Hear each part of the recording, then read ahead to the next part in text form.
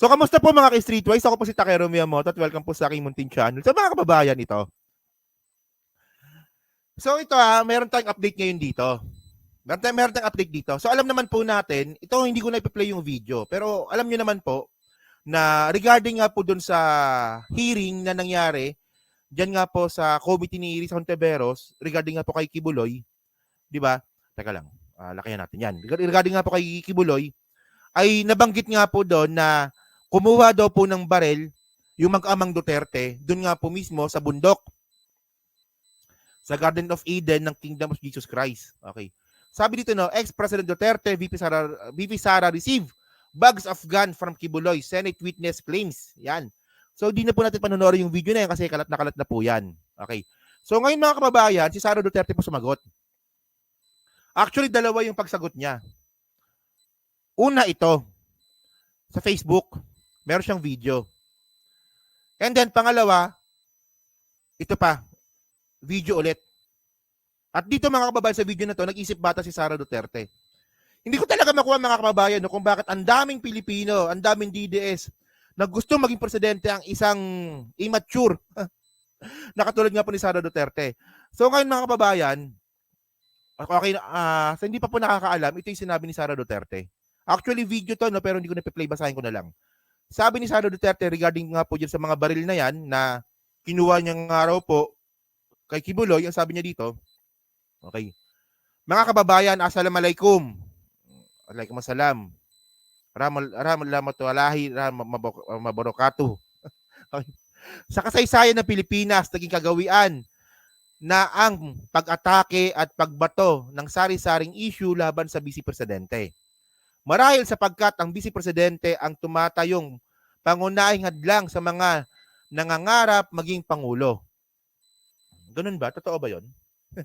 Hindi ko ikakagulat kung dumadami pa ang mga kaso, investigasyon, testigo, paratang, atake at paninira laban sa akin sa mga susunod na araw, linggo, buwan at mga taon.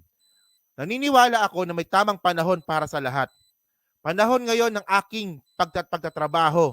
Tutuparin ko ang sinumpaang tungkulin, uunahin ko ang mga tunay na suliranin. Uunahin ko ang mga Pilipino. Syukran. Okay. So ngayon mga kababayan, ang title, ang pinaka-title nga po ng statement ni Sara Duterte, pahayag patungkol sa paratang ng isang testigo sa isyong pagkuha ng bag na may lamang baril February 20, 2024. Ayan yung title. Pero, wala naman siyang sinagot dito kung totoo ba yun o hindi. May nakita ba kayo dito na pagsagot? Na kung totoo ba o hindi yung pagkuha niya ng barel? Naliwanagan ba kayo? Sa mga DDS na mga tanga, okay na sa kanila yan. Kasi nga, para maging DDS mo sa panahon na to, kailangan mo tanggalin yung common sense, kailangan mo tanggalin yung critical thinking para ipagpatuloy na pagtanggol ang mga Duterte. Tingnan lang ninyo mga kababayan.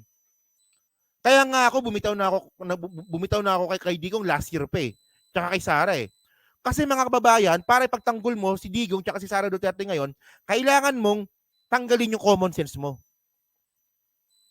Tanga na lang kasi talaga maniniwala dito ngayon, malinaw mga kababayan, dito sa statement nga po ni Sara Duterte, wala naman siyang sinagot. Ganyan na naman siya. Palaging ganyan yan. Kapag naiipit, walang sinasagot. Nagbibigay lang ng statement pero walang laman. Ngayon, ang hinahanap ngayon natin dito, totoo ba, Sara Duterte, na yung aligasyon lang naman hello po, Jack Patty, long time no see. Aligasyon lang naman yun Kung totoo ba na kumuha ka ng baril kay Kibuloy? Ang sagot niya dito, wala. Wala ang pinakamalinaw lang na sagot niya dito, naniniwala ako na may tamang panahon para sa lahat. Anong ibig sabihin yan? Ang dali lang naman ng nagsagot dito Hindi totoo yan. Kung hindi totoo, sabihin mo lang, hindi totoo yan. Paninira lang yan. Mga kababayan, ito. Kapag ito naging presidente, ganyan lang din po gagawin yan. Kapag may mga issue po na kailangan sagutin, ganyan lang din po gagawin yan. Ito na po yung glimpse. kung anong klaseng attitude si Sara Duterte pag siya naging presidente, na which is hindi ko talaga gusto. Kasi PBBM nga eh. Kahit nga ipit na ipit eh, sumasagot eh. Sumasagot si PBBM. Oh, kahit na medyo nakakaroon ng confusion. Pero parang si Sara Duterte, wala. Anong sinagot niya dyan? At ito pa yung malupit. Bukod dyan, merong isang video dito na pang-aasar. To, panoorin nyo to ha. Bisaya kasi eh, pero sana maintindihan ninyo ha. Tsaka medyo tawag nito, censored yung baril, tsaka yung basta may mga censored na salita. Ano lang naman to, 12 seconds lang to. Sige, panoorin natin to ha. Desa na. Ako mo na iskabag na po. Ito ba yung negosyo anak nila doon sa mountain? Di ba? Nakuha nyo ba? Ulitin nga natin, baka makapirate tayo. May music kasi. Baka makapirate tayo. So, ang sabi ni Sara Duterte dito, nakuha nyo ba? Nakuha nyo? Yung video? Sabi niya dito, ano ba sabi niya dito? Ano ba? Hindi. Para mas maganda na lang, isa-isa na lang natin. So, may nagtanong sa kanya, makaka-copyright tayo nito. Ito. Sabi dito, Inday Sara. Kumbaga, may kumukuha ng video. Inday Sara. Sabi dito, sabi ni VP, sabi ni Sara, Tapos, ang tanong, kumukuha ka daw ng isang bag ng baril. Ayan ang tanong. Ang sagot ni Sara Duterte, ano bang negosyo nila dyan sa mountain? Mountain ng guns tool? Ayan. Ayan na, malinaw Meron bang sinagot? Wala pa rin. Ang sagot niya lang, ano bang negosyo dyan sa mountain ni Kibuloy? Mountain ng guns tool?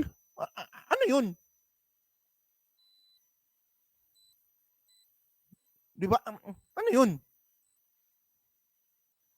So, ayan ang hindi. Hindi kasi may mga nalilito kasi sa statement sa ICC. Kasi Kuya Inaro naman. Hindi kasi ito lang, no, to be clear lang, no? Ako kasi, mas gusto ko pa yung taong sumasagot kaysa sa ginagawa ni Sara Duterte. Nga, mas gusto ko pa yun eh. At least kapag may sinagot, may makukuha kang punto. Si Sara Duterte sumasagot pero wala namang laman. So ayan, ano yan? Ano daw ba yung negosyo ni Kibuloy sa taas ng bundok? Guns tool? Parang bata. So mga kababayan, kasi ang naalala ko lang kasi dito mga kababayan. Okay, 'di ba? Meron kasing issue din si Las Cañas diyan, 'di ba? Si Las Cañas, sabi ni Las Cañas, VP Sara behind Oplan Tokhang in Davao City. Okay. So ito na content ko na to, no, kasi parang gusto ko lang po i-remind na hindi talaga marunong sumagot si Sara Duterte. So merong aligasyon si Las Cañas kay Sara Duterte na si Sara Duterte daw po yung nagsimula ng Tokhang sa Davao. So ang sagot lang ni Sara Duterte, bago daw po yung script. Pero hindi niya naman sinabi kung totoo ba o hindi. Pero ang totoo, mga kababayan, si Sara Duterte po talaga nagsimula yung Tokhang. Na-content na po natin yan, may mga ebidensya po tayo. Nagsimula po yung Tokhang 2012 hanggang 2013. So sino ba yung mayor nun? Di si Sara Duterte. Kita mo, mga kababayan, sinungaling eh. Ano ba? So yun, mga kababayan, so dyan po sa 842 po na nanonood. Yan, sa hindi pa po nakakapag-like na lang din po ulit. At dyan po sa Team Replays, kayo ba? Kontento ba kayo dito sa sagot ni Sara Duterte? Na yung sagot niya, ano ba yung negosyo sa Davao City, sa bundok? Tindahan daw ba ng baril? At saka dito sa statement niya na sumagot siya pero wala namang laman. Siguro kung DDS kayo, tanga kayo, maniniwala kayo dito. Okay na sa inyo yan. Diba? Pero syempre kapag gumagamit po tayo ng critical thinking, dapat pagsasagot ka dapat yung may laman. Di ba? So yun mga kababayan, so yan po sa Team Replays, pa-comment na lang po sa baba at binabasa ko pong lahat yan. So thank you po mga kababayan.